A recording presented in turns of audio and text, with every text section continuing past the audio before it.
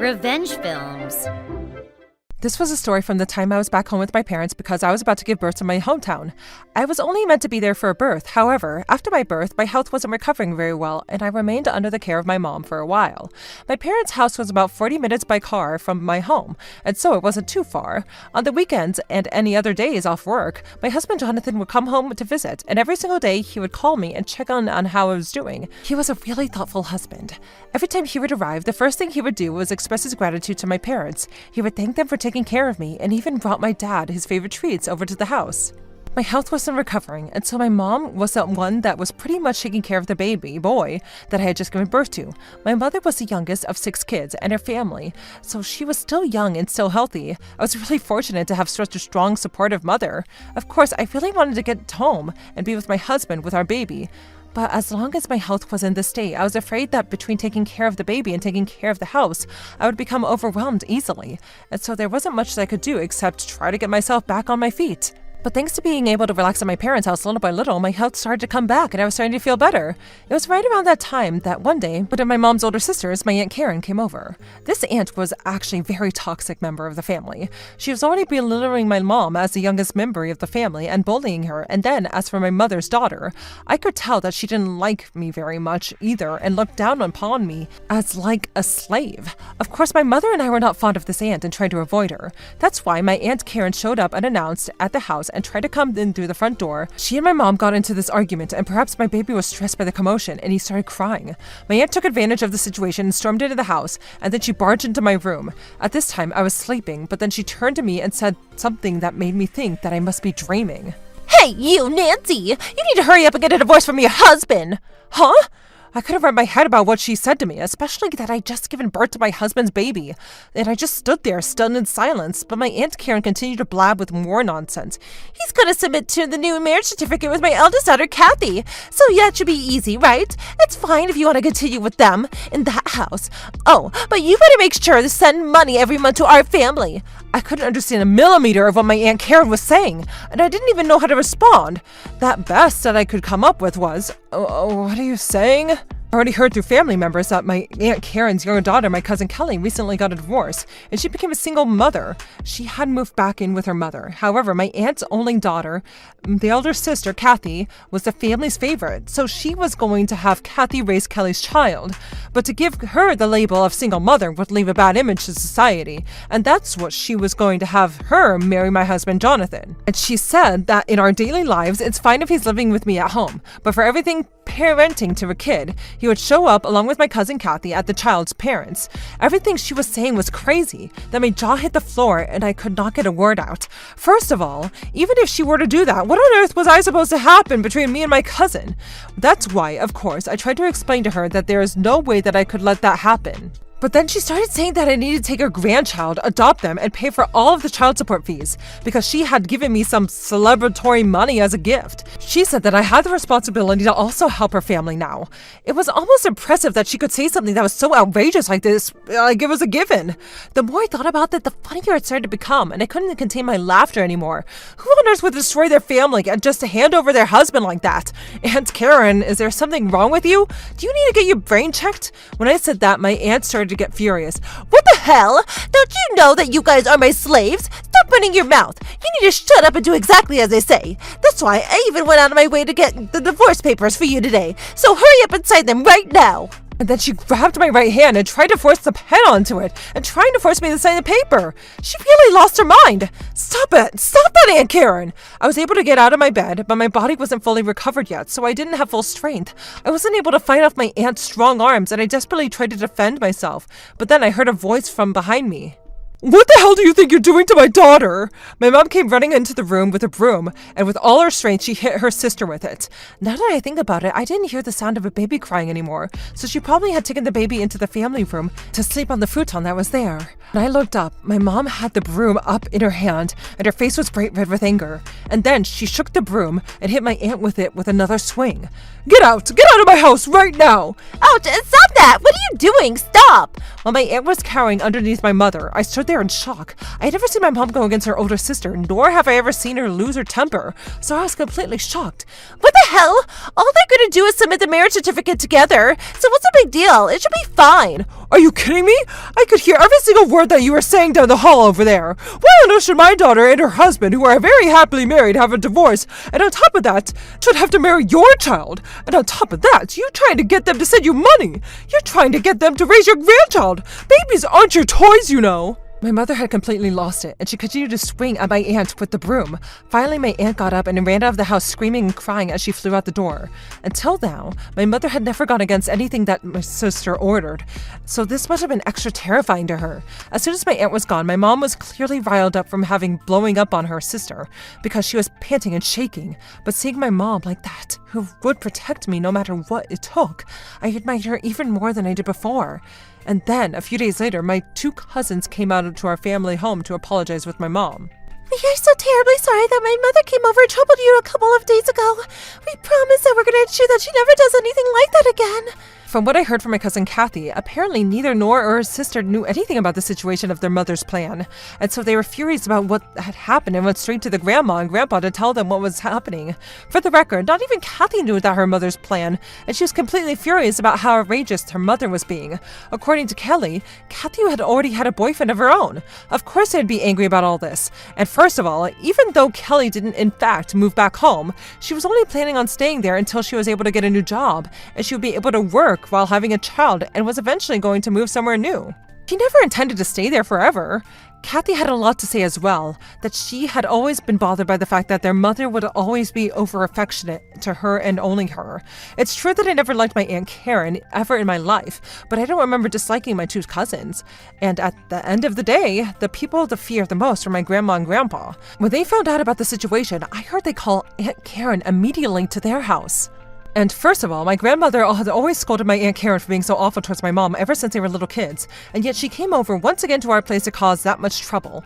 My grandma was furious that they decided to confiscate Aunt Karen's house, and they could easily do that because the house that Aunt Karen was living in was originally my grandparents' house. However, as they got older and they were less able to move around freely, they also had to frequently visit the hospital, so they decided to purchase the apartment closer to the city center. At the time, they were mainly considering demolishing the house and selling it to the land. However, my Aunt Karen begged them to let her live there, so they agreed. My Aunt Karen, that was a perfect situation. She wouldn't have to pay rent, and because that they were in such a great location. Once the 2 of them passed away, she thought that she would be able to sell the land for a lot of money. That was her evil intention, but now that the house was confiscated, the future was completely gone for her. When she found out that she was getting kicked out, "Why is this happening? Well then, where am I supposed to live? What about my retirement?" She was throwing a tantrum, but in order to finally put out the flame, I think it was the best decision made. My grandparents loved their grandchildren and their great-grandchildren, so they said that they would wait until Kathy and Kelly were able to find their own places. However, as soon as the 2 of them moved out, they immediately confiscated the house. Aunt Karen no longer had anywhere to live, and after that, she was left no choice but to move into a rundown apartment by herself. I heard that both her daughters cut off all ties with her as well, but that's a given, isn't it? She was trying to take her grandchild and put them in the care of somebody else without the mother's permission, and she was also trying to force a marriage without any acknowledgement from either party. Of course, no child would want to be with a parent like that. And then, as for my grandparents, they warned Aunt Karen that if she were to ever bother my family and her daughter's family ever again, this time they would leave her out of the inheritance entirely. When she heard that, she must have been scared of her, because finally Karen stopped saying anything and she never came over to our house ever again.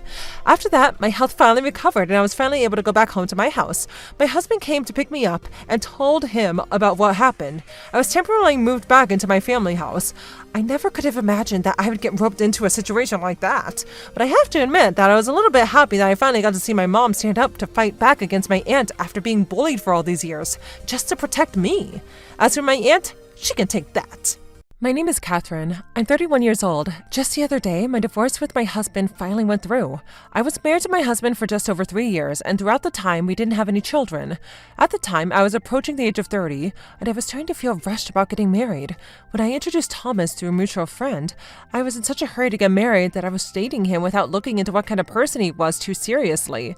He was also looking for a partner to marry, and things moved quickly. 3 months later, we were already on a road to marriage and submitted our registration. However, even even though we got married, I wasn't able to feel much love towards him, and vice versa. For that reason, I was feeling hesitant about having children with this person. But as life went on, by the time I realized, 3 years had already flown by. However, when I think back now, I am truly relieved that we didn't have any children together, and that's because the reason for our divorce was because my husband was cheating on me. When I found out that he was going behind my back and having a grand old time with a young woman from his company, I wanted to take him down and rip him to shreds.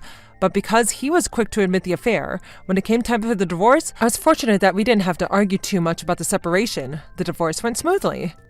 My husband sincerely apologized his position, and he also paid the full settlement fee for me as well. However, at the time, there was only one thing that bothered me about the process of getting a divorce, and that was my mother-in-law's attitude.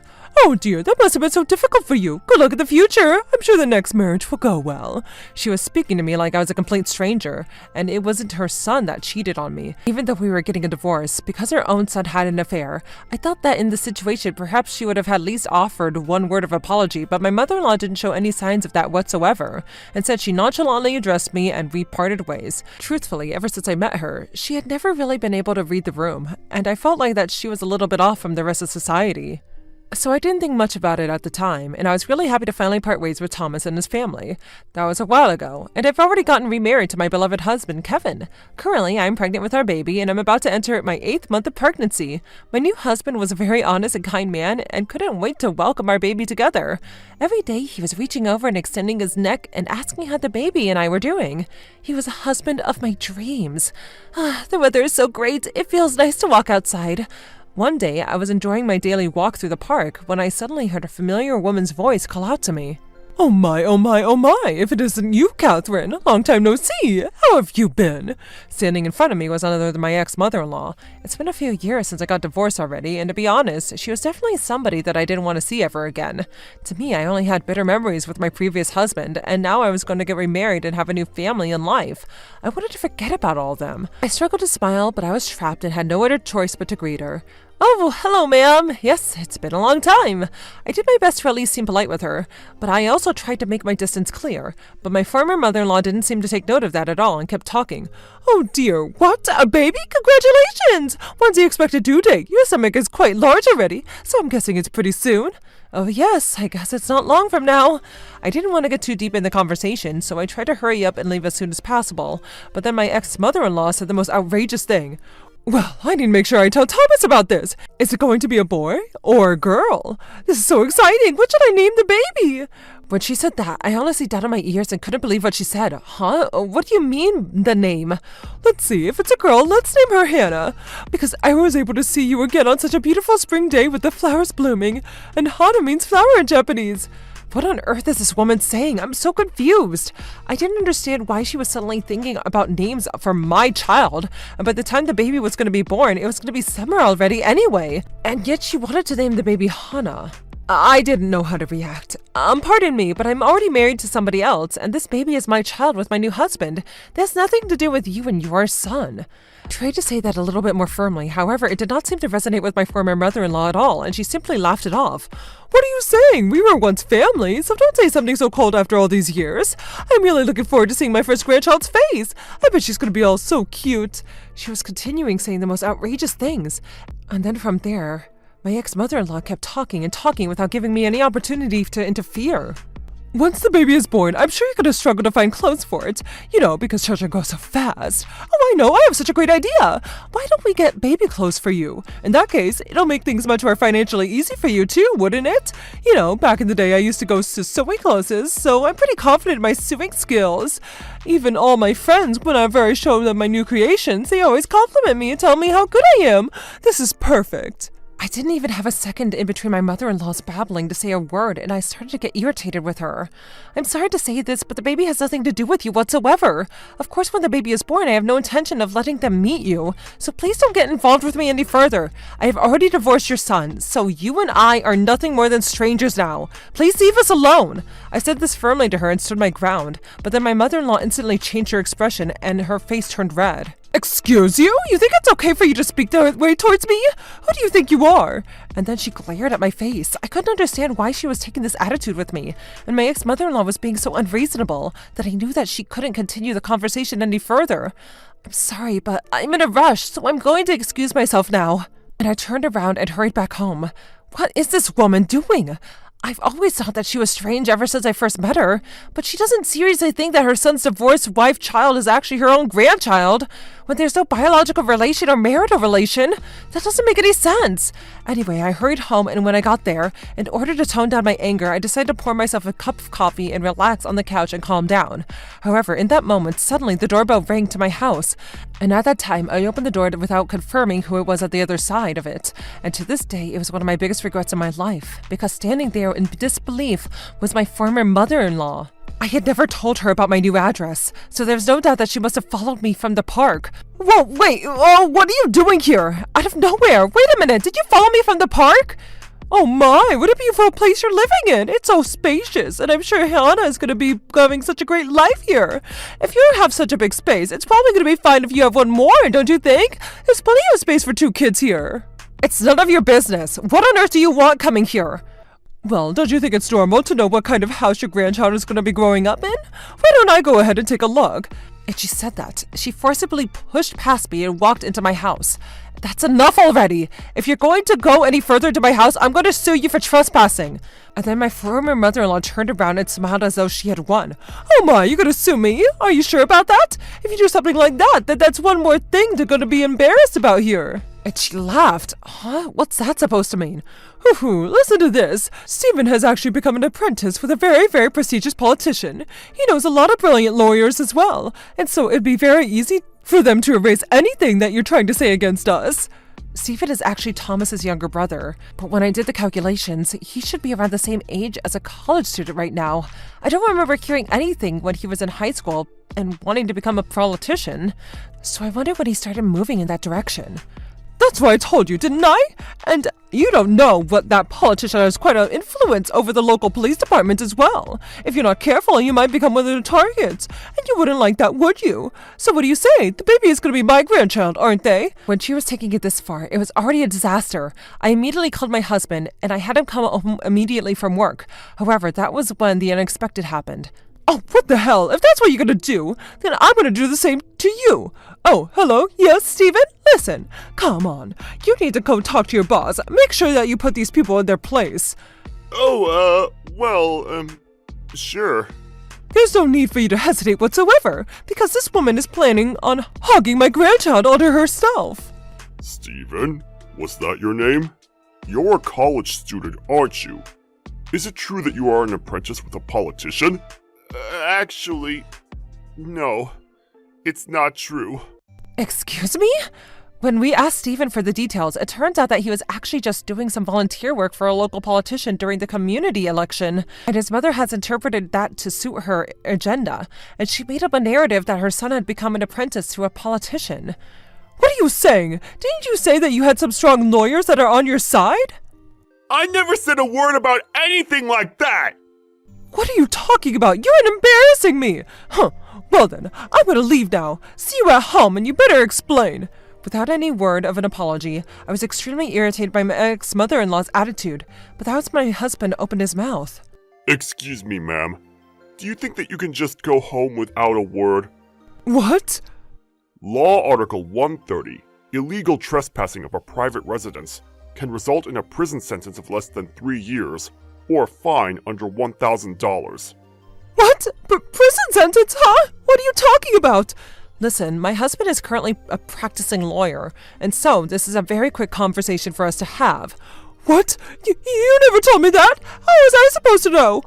On top of that, Law Article 222, threatening, can result in a prison sentence of under 2 years, or a fine of up to $3,000.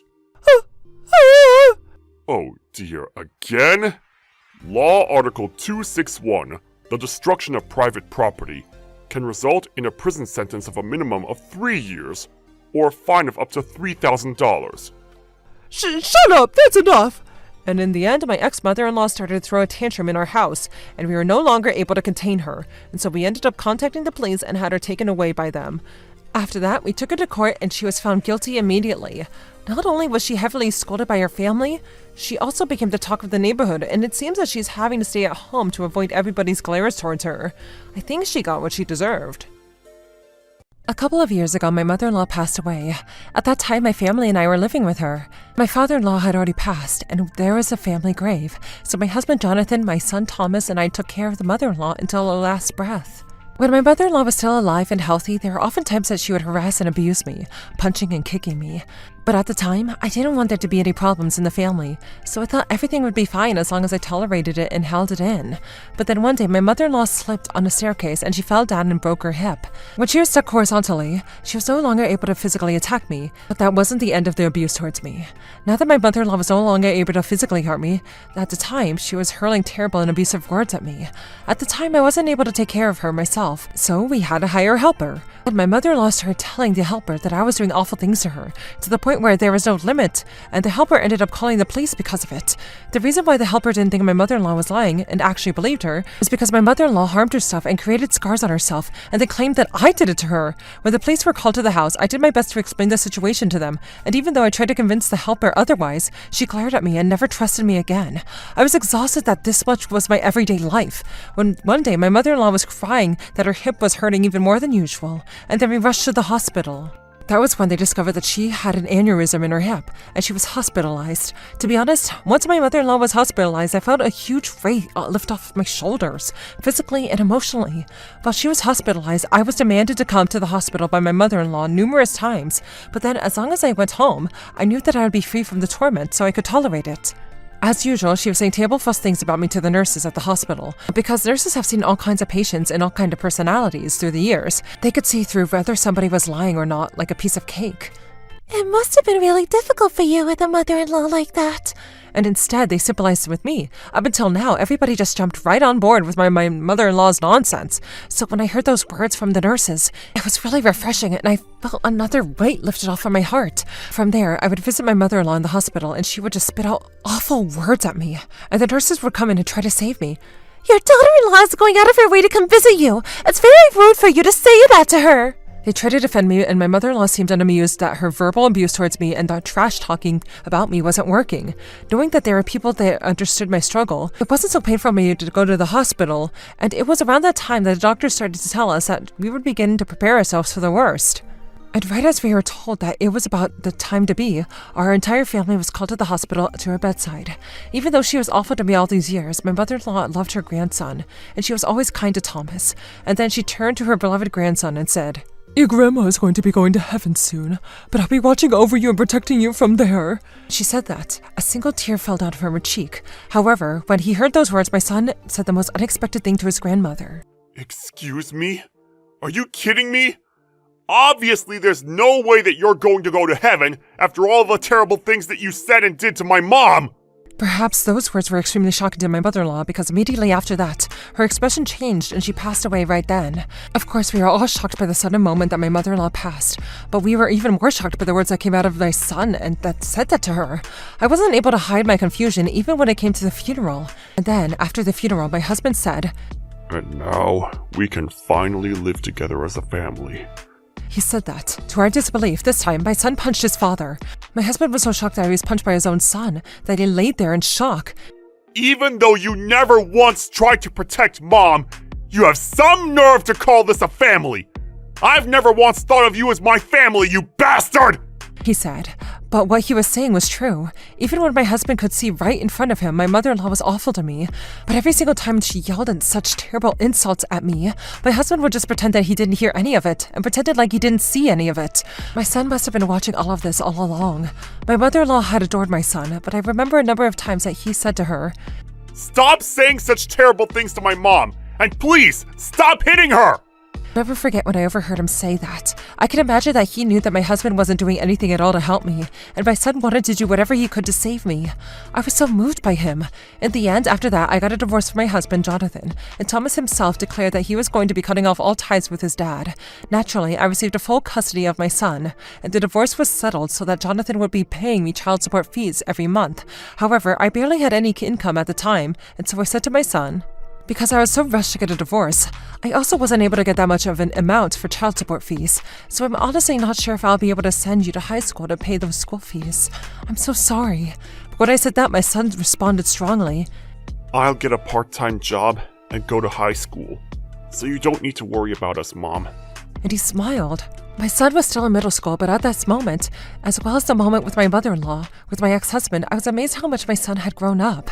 After that, my son did in fact get a part-time job after school. While working at school full-time, after school, and even on the weekends, he scheduled as many shifts as he could and worked hard. And then, when it came time for his payday, he would hand the entire salary over to me. This is the money that you work so hard for, so you don't need to give it to me. You can manage it all yourself, Thomas. But then we're going to struggle with our living expenses, right? I'm totally fine. So I want you to hold on to it, Mom. Seriously, take it. And he insisted giving me his entire paycheck every month. However, thanks to that, my son and I were able to live a normal life, and after that, I also increased my shifts on my part-time job. By the time my son was in junior high school, we were able to live a stable life and support ourselves. And then, as time went on all these years, my son and mine got married, and not long after that, his wife became pregnant with their first child. Because my son grew up with such a twisted household, my son was afraid of getting married and having his own family. But the person that became his wife was able to move him, and he was able to convince him to marry her. She was such a wonderful person. They were able to give birth to their baby. My son and his wife told me that they wanted to move in with me. But after everything that happened with my ex-mother-in-law, I was hesitant. I'm not going to go to your house unless you invite me over there. And also, I'm not going to force you to come over here either. So you guys could just come over whenever it is that you want to see me, or whenever you want to come over, even if it's because you need money or help with anything at all. That's what I told my son and his wife. Not long after that, my son and his wife actually moved into my house. I was shocked by the sudden change of events, but this is what my son said to me. You told us that we can come and see you whenever we want to see you, right? Both my wife and I want to see you every day, Mom. That's why we want to be here every day. When they said that to me, the tears started streaming down my face. Even though I tried so hard to reject living together with my son and his wife, when they said that to me, I couldn't help the tears that was streaming down my face, and it made me realize how naive I was all this time, and how grateful I was for my new family. Then immediately after that, in the blink of an eye, my son and his wife moved into our family home. Once the dust had settled and we were able to live comfortably, I finally decided to ask them why they chose to live together with me, especially because seeing me and my ex-husband live together with his mother, he saw that he never wanted to be more than he should have, and I know that it scared him as well. But then it turns out that it's actually his wife's idea. She was the one that answered me. If you only had the experience of being with a difficult family, then we want you to experience having a happy family. And if we could do that for you, then we would love to. That's what she said. She was such an amazing woman. So much so, I almost think that she was a waste on my son. From there, we began to live our lives together. We didn't tread on each other's lives, and I was also able to help with the chores around the house. Especially because my son's wife was pregnant, I made sure that she wasn't pushing herself too hard. And I tried to support her as much as I could, while she helped out around the house. Personally, I was worried what would happen if we lived together. I quickly found out that all of those thoughts were ridiculous, because this was great. My son's wife was almost the most positive person I had ever met, and she was like a ray of sunshine. Being with her every day, I couldn't help but find myself in laughter. Apparently, that's when my son fell in love with her as well. As we continued on with our lives together, the days flew by, and before we knew it, my grandchild was born.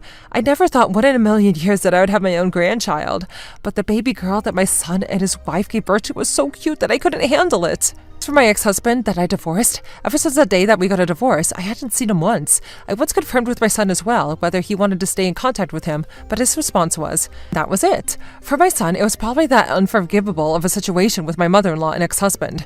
Back then, my mother-in-law was still alive. Every day was such a struggle and so painful that I just tried to think of it away, and I could get through each day as quickly as possible.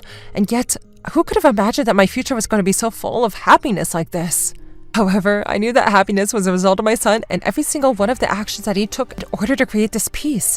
And I was grateful to him from the bottom of my heart. That's why from now on, I'm going to treasure myself and my family for the rest of my life.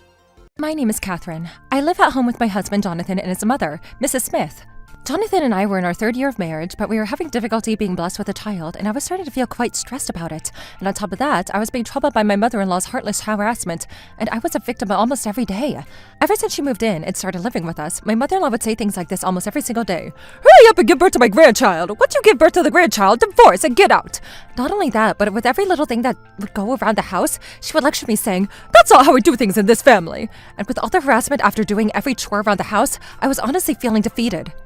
When I would be feeling down about all of the verbal abuse that she was hurling at me, she would then say, what a weak, pathetic wife, and she would take her anger out on me even more. One day, in the middle of winter, I was wiping down all the floors because I was ordered to by Mrs. Smith. Who do you say you're allowed to wipe down the floors with warm water? Because if I wipe down the floors with cold water on a day like this, my hands are gonna get frostbite, ma'am. Don't make excuses. Shut up and get the cold water now. But please. You're a useless, worthless wife that can't even give birth to a child. Who do you think you are taking an easy way out?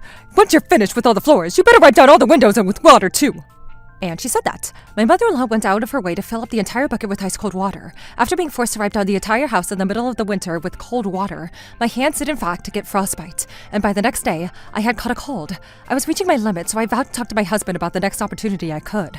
However, I was finally able to tell Jonathan about his mother, what he was doing to me. His response was that I was being dramatic and exaggerating, and I was shocked. What? I'm not exaggerating! That's exactly what happened! Please do something about it! It's not like my mom is doing it with any bad intentions.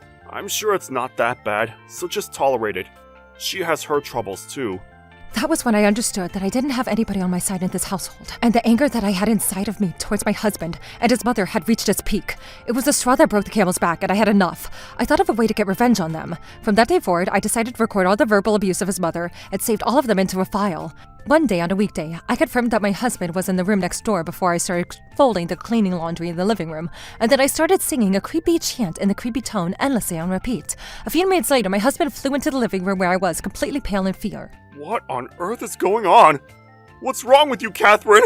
My husband was very clearly freaked out, so I stared blankly into space with empty eyes and put on my act. It's my fault. It's all my fault. Just like Mrs. Smith always told me, traditional recipes passed down from generations of this household. And yet every single day, the measurements she gives me are different, and I can never get it right. Even when I'm folding the laundry every single day, there's a different way to that's correct, and I can never get it right.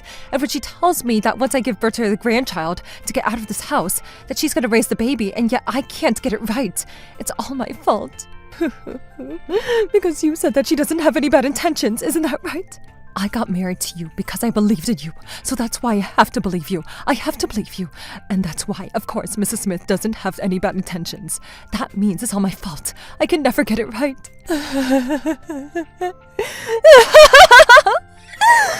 While exposing all of the harassment I was enduring from his mother and putting on an act like I had gone crazy, I glanced at my husband, who has gone completely pale, and then I pressed play on the recordings of my mother-in-law's verbal abuse, and it was as if playing in the background. I continued with my act. See, listen to this. Do you hear what your mother is saying? I've been trying to hold on to this for all this time, just to make sure that I never forget her words, that I am not worthy of her son, that I give birth, and I better move out immediately. I wonder why I'm not married in the first place. Just to birth a child? Just to take care of your mother? It's so strange, it's so strange. I thought I got married to the person I love, and I should have found happiness. But I'm not happy at all. Why is it that I'm not happy? Why can't I be happy? But I thought that I got married to the person I love the most in the world, which was you! I can't get it right. After I said that much, my husband finally cracked and he started to cry. He then stormed out of the room and straight over to his mother, who was having a cup of tea. And suddenly, then things turned into a shouting match between the two of them. This is all your fault, Mom! Because of you, Catherine has gone crazy! What are you going to do about it? All I did was discipline her because she was so worthless. But there was no need to discipline her for anything! Catherine was doing just fine! She was doing more than enough for us! If you do anything further to hurt her, I'm never going to forgive you! What the hell is this? Where is this coming from? What's wrong with you? I'm your mother. You should just take my side and leave us alone. Are you planning on betraying your one and only mother? I overhear the two of them screaming at each other through the walls. While they were in a heated commotion, I quietly grabbed the car keys and snuck out of the house. And then, as soon as I was far enough away, I sent a message to my husband's cell phone. The reason why you and your mom got into a fight is because of me, isn't it? I knew it. I'm gonna always be getting in the way of everything. Goodbye. After I pressed the send to those messages, I drove back to my parents' house, and then perhaps it all worked when I said that I was going to get married to the person I loved the most, which was you. I guess I can't get it right, because my husband must have changed of heart. Not long after that, I arrived at my parents' house. My husband showed up at the door, panicking. By that time, my parents had already heard the recordings of everything that my mother-in-law had said to me, and they were furious, especially because I told them what Jonathan's reactions were when I was trying to ask for help. They harshly scolded him, and it was decided that we were going to move out. My husband agreed that we wouldn't live with his mother anymore. After that, Jonathan became a different person and was fully on my side and started scolding his mother. But then, that only made his mother's attitude towards me even worse, and her bullying escalated. By the time that we finally packed up all of our belongings and were able to move out of the family home, his mother was hurling insults at me. Who the hell told you that you could walk out of this house like that? How dare you brainwash my son like that, you devil? Where do you think you're going, leaving an elderly lady all by herself? Who said I was brainwashed? I'm not brainwashed! You better think back to everything that you did and sit in that regret! You did this to yourself! How dare you speak to your mother like that? I am the one who raised you with all these 2 hands. You better not underestimate your mother. My mother-in-law was yelling at us from the top of her lungs, and we turned around and ignored her. After leaving the house, Jonathan and I successfully moved into a new place. After that, we've received multiple phone calls and messages from Jonathan's mother, but he continued to ignore every single one of them. As a result, after a couple of weeks have passed, she finally stopped trying to get in touch with us. That was when I was finally able to get a taste of peace and happiness. Once we started living somewhere else without her, I was no longer stressed as I used to be, and perhaps thanks to that, 3 months later we discovered that I was pregnant. My husband and I were thrilled and shared in that happiness, and our connection as our husband and wife became even deeper. I actually felt like we were happier than we had ever been before. That was the first pregnancy, so of course I was filled with a lot of nerves, but my husband and my parents were both so supportive, and that the new baby steadily grew inside of me. Before I knew it, 9 months flew by, and in the 10th month I was able to give birth to a healthy baby girl. We were a happy family of 3, and I felt like that I was on cloud 9. That is, until one day, around that time my daughter turned 6 months old, was when the incident occurred. I was slowly getting used to my new life as a new mother, finding a daily routine.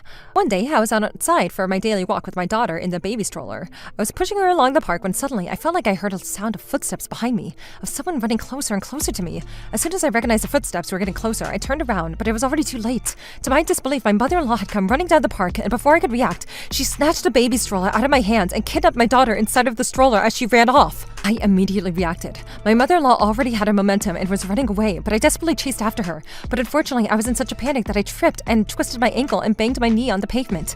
My leg was in such pain that I was no longer able to run after them. I watched my mother-in-law disappear into the distance with my daughter in the stroller. I was already in tears, and I immediately picked up the phone to call my husband, sobbing. He said that he would contact the police station right away and have them launch a search for our daughter. Jonathan came rushing over to find me in the park, and we went to the police. I was in a complete state of panic, and my husband did everything he could to calm me down. What do we do? If only I had a proper grip on the stroller, none of this would have happened. It's all my fault. You didn't do anything wrong, Catherine. Please, don't blame yourself. All we can do is trust in the police and pray that our daughter is safe. Using various security camera footage, an investigation went smoothly, and finally they were able to locate my mother-in-law. She was discovered at a train station, waiting on the platform to board the train. The police on the scene rushed her, and they were finally able to arrest her. She was instantly taken in, and to our biggest relief, our daughter was safe. The police interrogated my mother-in-law, asking why she did this. Her response was that she wanted to raise a grandchild no matter what, and said that if I don't give the baby to her, that she was going to come back and kidnap her again from us and cause a commotion. The police gave her a stern warning not to come near the family ever again, and they let her go. When my husband heard all of this, he was furious, and he immediately blocked his mother's contact. And then we decided as a family that we would move farther away, so that we weren't going to be anywhere near his mother's house. He told his mother that we would be moving, but there was no way that we would ever tell her the address and letting her find out, and then he proceeded to cut off all ties with her. My husband could never forgive his mother for not only trying to kidnap our baby, but also getting me injured, so that he could sue his mother and collect the settlement fee. He hired a lawyer and went after her for every penny possible. As a result, we were able to receive a full payment of a settlement fee from her, and we were able to successfully cut ties with her to never see her again. Mrs. Smith was living off her Social Security, but after having to pay the full settlement fee up front, she no longer had any money. I heard that she wasn't able to make ends meet and was getting ill. Currently, she is in and out of the hospital repeatedly being hospitalized, and eventually she'll have no other path but to take leave of rest for the rest of her life in the hospital bed. Perhaps she became lonely after getting sick, because over the years she sent me multiple emails to Jonathan asking forgiveness. She then begged for him to at least answer the phone, but Jonathan said that he had no intention of reconnecting with her, changed his email address, and cut off all ties with the mother once and for all. As for us, after all these years, we are finally freed from my mother-in-law's persistence, and all of my injuries from the kidnapping incident eventually healed. We are finally able to lead a peaceful life as a happy family of 3. From now on, we vowed that we are never going to get involved with Mrs. Smith ever again, and I'm looking forward to for the rest of my life with my amazing family. A few years ago, I made a very specific lunchbox for my sister-in-law. Inside, hidden, so that she wouldn't find it, I put a weight in the lunchbox. On the outside, I wrote really bold permanent markers, "Make your own lunch, you idiot," and once handed it to her. My name is Nancy, and after I married my husband, Jonathan, to this day, I live at the family house with his parents. However, one day, Jonathan's younger sister seriously showed up unannounced at the family home and moved herself back in. Both my mother-in-law and father-in-law were great people, but my sister-in-law was a stereotypical bratty younger sister. I had been living with my husband for a very long time, but his sister Karen had started harassing me the first days of dating.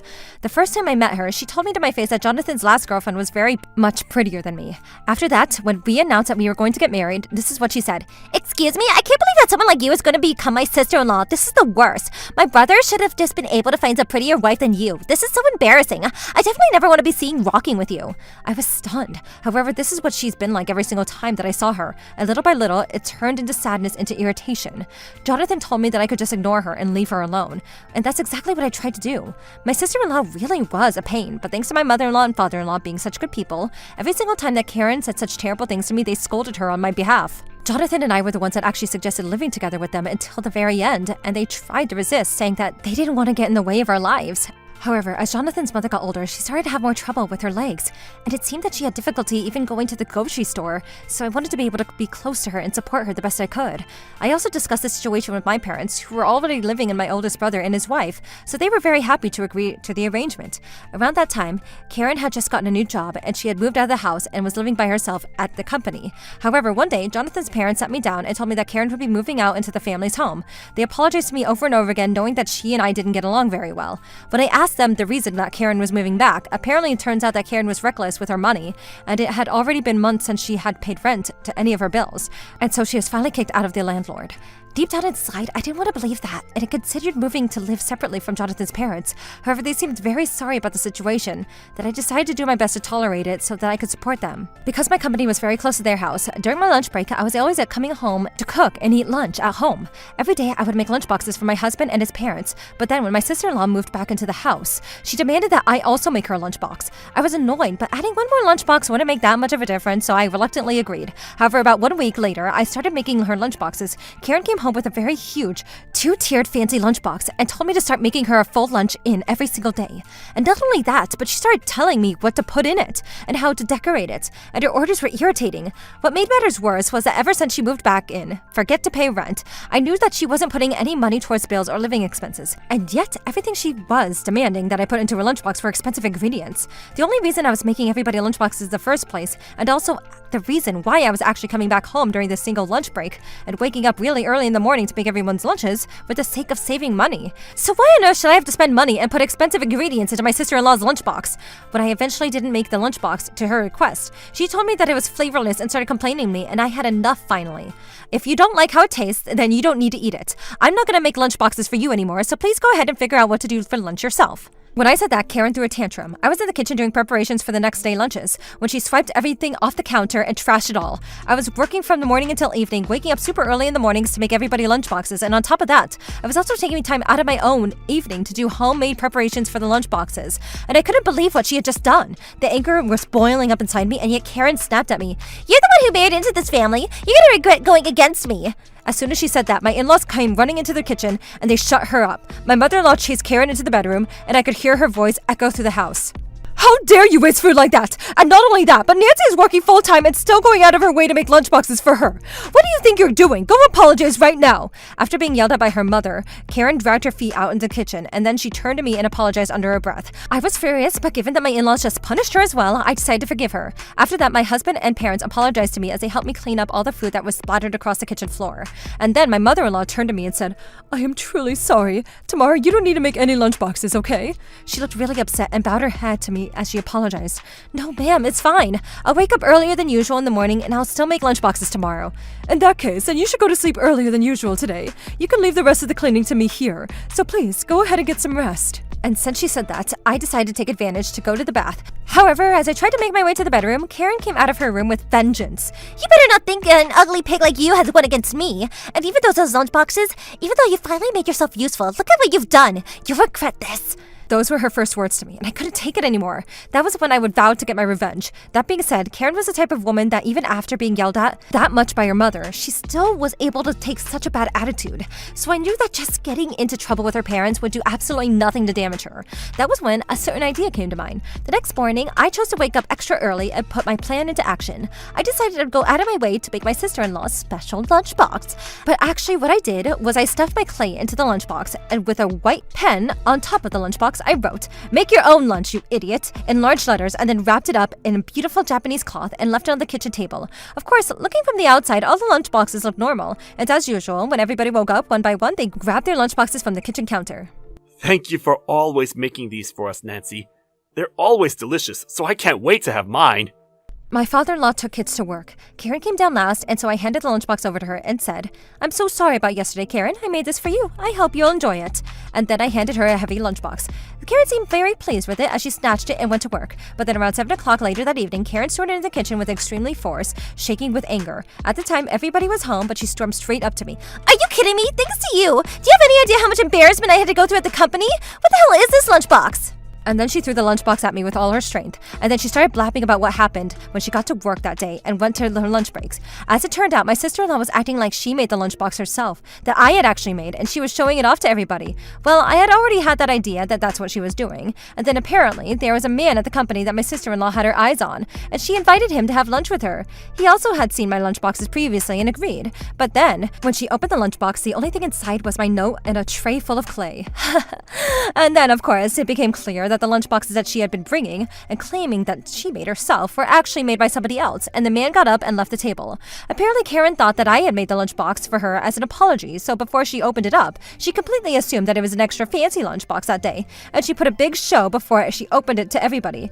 On top of that, the incident spread across the company. Until then, she had been bragging to her lunches and showing them off, making everybody try a bite, and now everybody realized that Karen hadn't made a single lunchbox, and she was exposed and showered with embarrassment. And now Karen was telling me that I needed to take responsibility for it, and she started kicking and screaming at me, but my husband and his parents were all there to hear it. They stepped in to defend me immediately. You obviously did all that to yourself! Even though Nancy was making the effort and cooking an extra lunchbox for you every day, all you ever did was complain and complain! That's right, you need to apologize to her! That's right! Apologize to Nancy right now! The three of them started to corner her. Of course, it was 3 against 1, and being yelled at that much by her parents and her brother, even Nancy couldn't take it anymore. Without apologizing to me, she threw a tantrum, ran back to her room, and slammed the bedroom door shut. Starting the next day, I didn't have to make my sister-in-law's lunchboxes anymore, but this time I was faced with a different problem. Starting the next day, I started to notice that my clothes and accessories were going missing, and I thought that it was strange, but then I discovered that my sister-in-law had been stealing them from my own room, and then selling them secondhand on a resale website. With this, my in-laws and husband lost it at her again. This time, she didn't back down and only continued to try to put the blame on me. Thanks to this woman, I had to go through so much trouble. So this is the place of settlement fees. She should be grateful that this is all I'm taking for it. Are you kidding me? My wife's the one who's been the victim this entire time because of you! What do you mean, settlement fee? We should be the ones suing you for everything that you've done! When my husband said that, he raised his voice.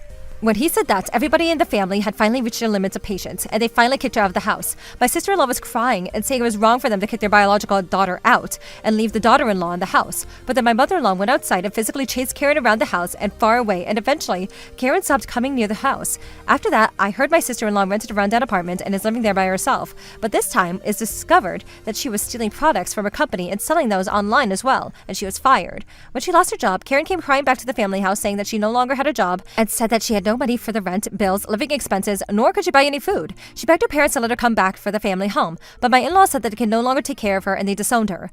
I really think that she did this to herself. I hate to say this, but I'm truly relieved that I was able to cut all ties with such a terrible sister-in-law. My name is Hillary. I was a strong career woman working a full-time job at a top-class company in a big city. I fell in love with a passionate man named Thomas, who was the same age as me. Not long after meeting him, we got married. My husband Thomas understood that I wanted to continue working despite getting married, and I was living a smooth-sailing life as a female boss and wife.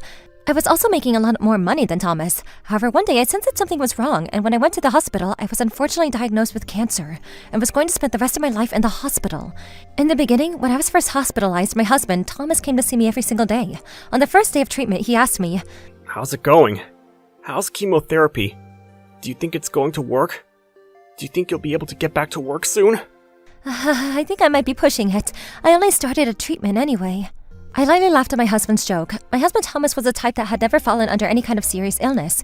It seems that there were some parts of him that were a little bit unaware of how serious my condition was. I don't know the details yet either, but radiation and chemotherapy are just to help the spread of the cancer cells and from the tumor from getting any bigger. So I think it works straight away and I'll be healed pretty quickly. Interesting. Well, do your best to fix it as soon as possible. I mean, look, there are a lot of celebrities that continue working even though they have cancer. So I'm sure you can do the same and get back to work right away. Yeah, sure. I'll do my best. Those were my husband's last words as he walked out of the hospital room. I let out a big sigh. In recent years, I've heard the efforts of chemotherapy have only continued to rise, and that the side effects have also lessened significantly. However, of course, there are going to be some individual differences per person, and unfortunately for me, I was the type of person to feel those heavy side effects of the chemotherapy. It was severely difficult for me. 3 weeks later, my husband came to visit me in the hospital for the first time in a while. Recently, even though I would send him messages, they wouldn't be opened or read, and he hadn't visited or called during that time. What's up? How's it going? Is it going well? Are you feeling better? I'm sorry, Thomas. I'm feeling a bit nauseous, and my body feels so heavy. I'm exhausted. Interesting. Is that so? That was all my husband said, and he stared at me from top to bottom. Hillary, did you lose some weight? Yeah, I haven't had much of an appetite, and my stomach gets upset easily. I often have diarrhea. Of course, these are all side effects of the chemotherapy. It must mean that it's working, because I've always been healthy after all. I didn't want him to think that I had diarrhea all the time, and since it slipped out of my mouth, I was trying desperately to make up for it, but my husband didn't seem interested in anything I was saying. He didn't seem worried at all. So, when do you think you can go back to work? Soon? I don't think so. Actually, I spoke to the company just the other day and I decided to resign from the company. The job that I had a lot of really important responsibilities, and there are a lot of physical and mental difficulties that can cause a lot of stress. So we all agreed that it might be difficult for me to continue working in that role there. You didn't even discuss this with me, though. And you already went ahead and did that? I'm sorry, but I tried to contact you multiple times about it, didn't I? But you didn't even read any of my messages. And no matter how many times I tried to call, you wouldn't answer the phone. You haven't been here to visit me in the hospital for over a week, isn't that right? You know, I have a lot to do too. I'm busy over here! My husband started raising his voice in the hospital room, and all I could do was apologize. My body was getting weaker, and I felt like I was emotionally getting weaker as well. The only response I could make out was, I'm sorry. My husband just muttered under his breath, Damn it. and stormed out of the hospital room. Will you be back to visit me, Thomas? I tried to call after my husband, but I didn't get a response. That was the last time I was able to see him for a few weeks. For 1 month after that, my husband didn't come to visit me at the hospital once. I was becoming uneasy of my life, battling cancer in the hospital, and since my husband wasn't replying to any of my messages or calls, I had to be contacting a couple of my colleagues and friends from the hospital bed from time to time. Then unfortunately, as I was messaging my friend, I started to hear bad rumors about my husband as well. Surely there's no way that he would have an affair while his wife is battling cancer in the hospital. Thomas would never do that to me. In the beginning, I tried really hard to believe in Thomas. When we got married at the wedding, we vowed to each other that we would always be there to support one another in sickness and in health. I didn't think that Thomas would betray me or our marriage so easily. And plus, the first time that we spent the night together, this was the one that was passionate. He was... We're going to love each other for the rest of our lives and support each other as long as we live. Our lives together.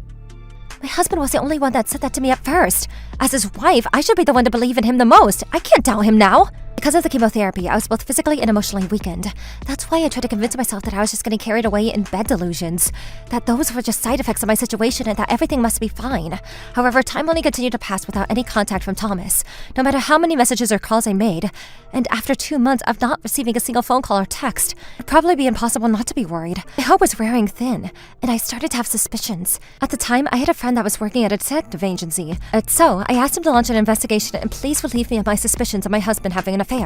Of course, up until that point, I had received a number of witnesses telling me that they saw my husband in the act of cheating on me, but none of them had definitive evidence. Despite a handful of people telling me the same stories, even still, I believed in him. I trusted him. However, it didn't take long for all the photo evidence to appear that my husband was blatantly cheating on me.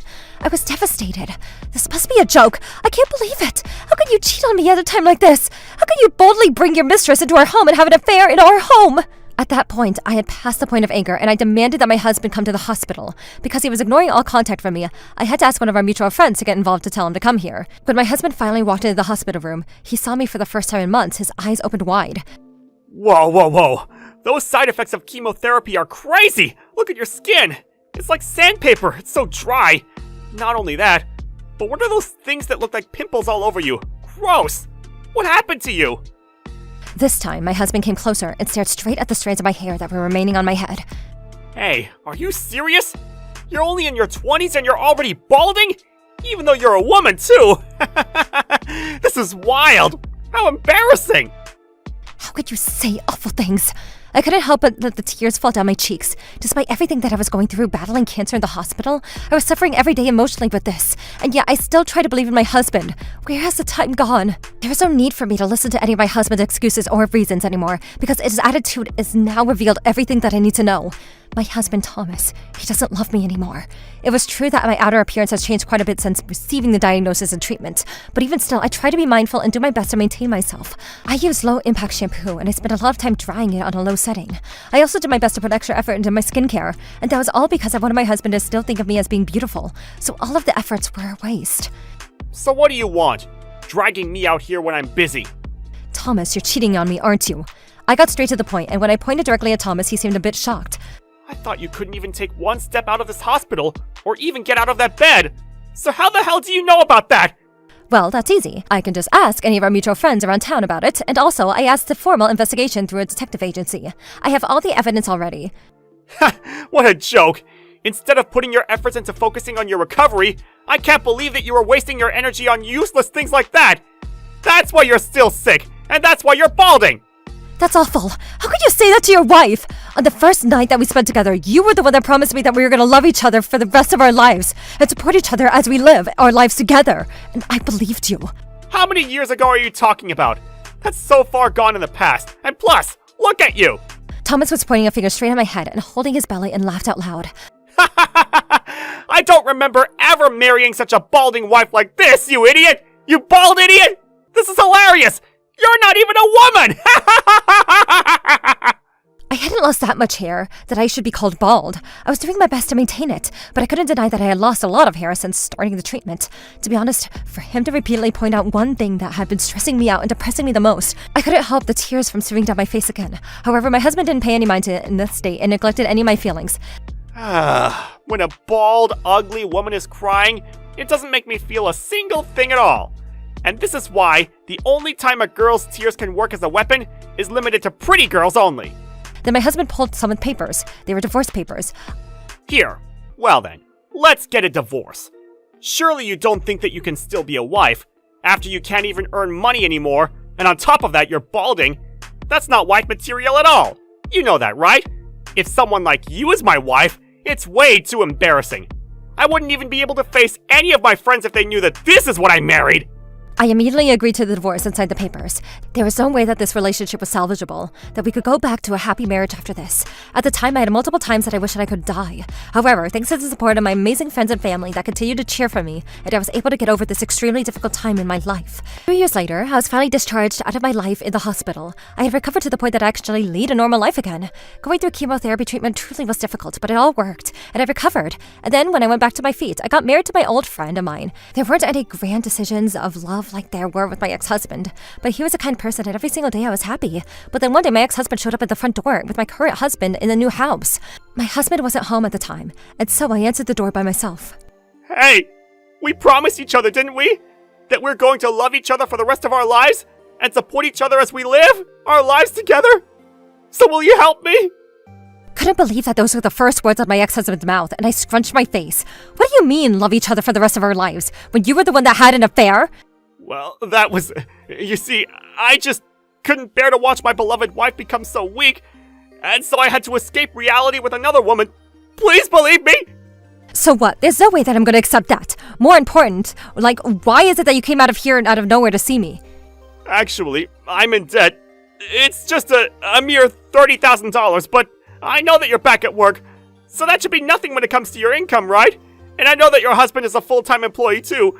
So can you just lend me some money? Don't be stupid. Why the hell would I ever help you? You're my ex-wife, aren't you? Doesn't this make you want to help me? Even though I'm suffering this much? You're the one that left me alone when I was suffering the most. I kicked my ex-husband out on my front door, and I locked the door on his face. Even after that, my ex-husband came to the house over and over again and tried to apologize. This time, he was bowing his head down to me. Listen, I need you! You're the only one for me! I still love you! Even though he put his best face and was looking up at me with puppy eyes, to be honest, I was only disgusted. Not only do I not need you, it's actually beyond that I never want to see you again. Hurry up and get out! After I kicked my ex-husband out again, I asked a mutual friend of what was going on. Turns out my ex-husband had gone into a lot of debt through gambling. And then I also heard that when we first got divorced, he was laughing about the fact that I was losing hair and making it a joke at the pub. That bastard. This was karma, and I decided to fully get my revenge. I took him to court and I collected $30,000 in settlement fee from him of the affair. Of course, from his mistress as well. With this, Thomas's debt doubled in an instant, and he was sent to the depths of hell. He came back desperate. I heard that he got even more hooked on gambling and trying to win back that money in any way possible, but only went further into debt. He ended up putting his hands on dirty money. However, there wasn't a single one of his friends that tried to help Thomas in this situation. It's so important to not only treasure your husband, but also keep your friends close and appreciate them too. And I decided to forget about Thomas anymore. He wasn't my problem. Instead, at home, I waited for the former friend who became my now husband to come home from work, and I started preparing our dinner. When I got married to my husband, Jonathan, I lived separately from his family house, although we lived nearby. Ever since the very beginning, when I got married to my husband, I was receiving a lot of harassment from his family. The first harassment that I was receiving was shocking. That's because it happened on my wedding day. On the day of my wedding, my mother-in-law and sister-in-law destroyed the wedding dress, shredding it and drawing all over it. They did it when people weren't around, so they thought that they might be able to get away with it, but luckily the venue had security cameras inside the dressing room, just in case anything happened. And so there was crystal clear footage of what they have done, and my husband was furious. He yelled at them, and they were banned from entering the wedding venue. As for my wedding dress, on the wedding day, unfortunately it wasn't the dress, but my husband and I chose together. But luckily, I had prepared a backup white dress just in case something like this might happen, and so thankfully, we were able to have a successful, beautiful wedding without his family there to destroy it. However, the harassment didn't end there. After we got married, there was a time that my mother-in-law waited until I left the house to go grocery shopping, and she snuck into the house without anyone's knowledge and destroyed the living room. And then she waited until I got home and said this to me. "What an unbelievable dirty home! What's wrong with you? You're such a useless wife!" And she insulted me in this way. At the time, it was still my husband and myself, and we were in the second year of marriage, but no matter how hard we tried, we weren't able to have children. And of course, that was another point of my mother-in-law to pick on me. "If Jonathan was going to get married, I wish it was a decent woman. It would have been so much better for him to stay single if he was going to get stuck with a worthless wife." She had already decided that I was the reason that we weren't able to have children. Of course, every single time that this conversation happened, my husband would get furious and yell at them for me. Eventually, the two of us sat down and discussed our options, and we decided to take a leap of faith and get tested for infertility. That was when we discovered that my husband was the one that was infertile. We got the results, and my husband was pretty devastated. And then he started apologizing to me, and at one point, he even started saying that he wanted to get a divorce because he felt terrible that I wouldn't be able to have children, and that he didn't want me to suffer because of that. But I truly loved my husband, and if we weren't going to have kids, then I assured them that we'd be able to have a happy life together. And then my husband went to his family house, and the reason why we weren't able to have children was because of his infertility, and he demanded that they stop harassing me about it any further. However, my mother-in-law refused to believe him at all and claimed that I was forcing him to say that, even after I re-showed her the exam result of the paper in the hospital. She started saying nonsense that it was fake, and my husband gave up and stopped trying to speak to them. As long as he and I understood each other, it would be fine, and we were just going to leave them alone. But then, one day, my mother-in-law did something unforgivable to me. Ever since I was a little kid, I've actually had a lot of allergies. On that day, my mother-in-law invited my husband and I over for dinner, and then she purposely hid the food that I was deathly allergic to into the food and served it to me. Normally, we would never go over to Jonathan's family house because Jonathan's cousin got married. His mother said that they were going to host a dinner party for the whole family at their house, so we weren't able to say no. Before I started eating the food, I did take a good look at it to make sure that I didn't see anything dangerous, but because my mother-in-law had grinded the food, there was no way that I'd be able to tell. I took one bite and my body reacted immediately. I developed hives all over my body and I was carried to an ambulance to the hospital. "Oh, how dramatic. I can't believe that you'd call an ambulance. That's so embarrassing, just because you're over-exaggerating. Obviously, there's no way you're gonna die over just a little allergy. Because of you, this entire dinner party was destroyed, you little brat." When she said that to me, for the first time ever, I seriously felt like killing her. However, my husband showed all of the anger and he yelled at his mother and told her that we would be cutting off all ties with them. And then he very quickly arranged for us to move to a different town. Once we moved houses further away, the days were peaceful. Around that time, one of our families that lived there in the neighborhood actually had the same problem of infertility as us. And we found out that even though they weren't able to give birth to children of their own, they had adopted children. When we heard that, my husband and I discussed it together, and my husband agreed that we wanted to adopt children. So we asked those friends to introduce us to adoption centers, and we went to a couple of times to go visit them. We met Sarah, who's 1 year old at the time, and we became a happy family of 3. It's true that I may not be able to give birth to my daughter myself, but I felt the love from the bottom of my heart, and I knew that I would do anything and everything for this girl. Ever since my husband found out that he was infertile, he had completely given up on his dreams of becoming a father. He seemed so thrilled that we were finally able to hold a child and call the baby daughter ours. He was always buying toys for the baby on his way home from work and saying, "Come and play with Daddy, Sarah." He loved her. Sarah grew up to become close to us, as if we were actually related, and is always in a great mood. I'm truly so grateful that she and my husband had this opportunity at a new life. However, one day, in the midst of our happiness, we got a call from my mother-in-law, despite how awful she had been to us all this time, at the bare minimum. Because she was my husband's biological mother, I hadn't blocked her contact.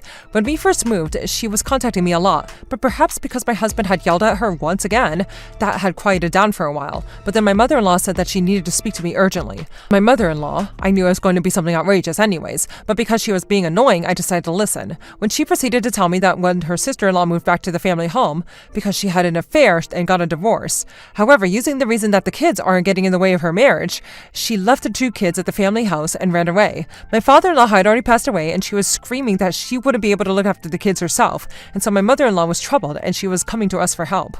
Not only that, but she was trying to say that it was almost laughable. She must have heard that we adopted a child, because this is what she proceeded to say. You need to hurry up and return that stranger's kid that you don't even have a relation to. You need to raise these kids. I have no choice, so I guess I'll live for your sake. So hurry up and give me your address. Those were her demands. I was almost amazing that she could say that. It was true that her daughter was adopted, but we were already a family, and she was her precious one and only daughter. If anything, I had already been troubled by my sister-in-law and children in the past. They refused to listen to anything that anybody said. And since my sister-in-law was always bullying me, her children also started to take after and copying their mother in bullying me. There was absolutely no way that I was going to take on these little devils. And on top of that, I couldn't believe that my mother-in-law was trying to move in with us when we originally moved out of the previous home because we were trying to get rid of her. Who would live with somebody who would put allergens purposely into the food that they were definitely allergic to? That's why, of course, my answer was straight away up no. But then my mother-in-law said that I was useless to talk to, and she insisted to talking to Jonathan. I did as she wished and handed over the phone to my husband after I explained the situation, and he was even more livid than myself. First of all, the reason why my sister-in-law ended up in a divorce was because my mother had quietly acknowledged the divorce and didn't do anything to stop her. Apparently, the guy that she was having an affair with was better looking than my sister-in-law's ex-husband, and so insisted on paying for the love hotel. She was allowing them to use the family home as a hotel and teaming up with the sister-in-law to help her kids with the other man and trick her ex-husband. It's no wonder that he divorced her, and that's when my husband also yelled at his mother, saying, You did this all to yourself. It's none of my business. Don't ever call me or my wife ever again.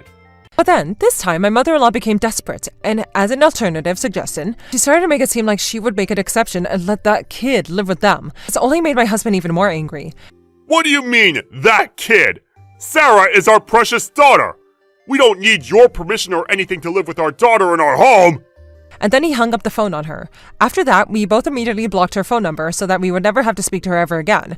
There's no way that we would be able to look after my sister-in-law's family situation, so we had to let them deal with it themselves. But then we received some information from our relatives about it later. Of course, there was no way that my mother-in-law, who was already quite old, would be able to raise 2 young children by herself, and no matter how many times she desperately tried to get a hold of her daughters, she wasn't able to find her. And so she ended up going to Child Protective Services and asked them to find her daughter, the mother of her children. From there, the information went to the police, and they launched an investigation on my sister-in-law, who left her younger children and ran away.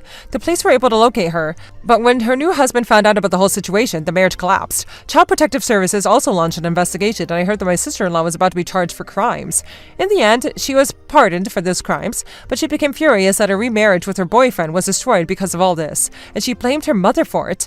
She tried to collect a settlement fee from her mother, but her mom was going to sue her for leaving the children with her, and it seemed like the entire situation was a disaster. On top of that, everybody in the neighborhood found out about what happened, and my sister-in-law was given a reputation of being a terrible mother who left her children, and my mother-in-law a monster that tried to send her grandchildren to childcare center. The relatives told us that everybody in the town was ignoring them and avoiding them. To be honest, as for me, after all those horrible things that they did to me, I wouldn't mind which one of them loses in court at the end of the battle. At the end of the day, I'm just happy that I was able to cut off all ties with people like that. And I'm happy with my beautiful family of Jonathan and Sarah. How was today's video? If you enjoyed it, please subscribe, like, and leave a comment. Stay tuned for more.